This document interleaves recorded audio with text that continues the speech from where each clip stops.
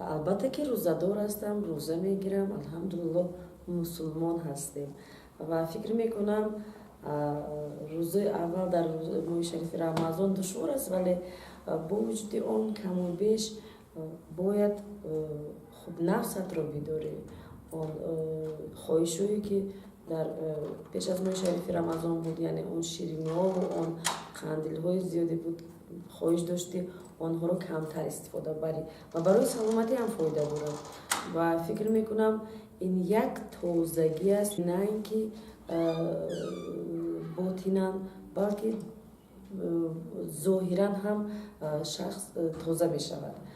و من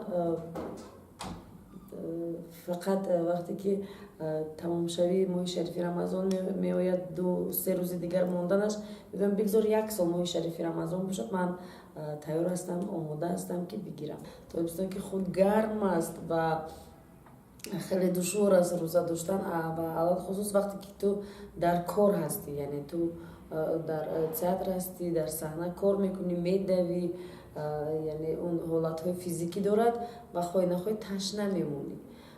میشود همین گونه حالت ها بودن، همین گونه حالت ها و وقتی که خب در جای کار من به خود اجازت نمیدادم، ولی در خانه مثل که خودت گفتی هیچ کس نمیبینه.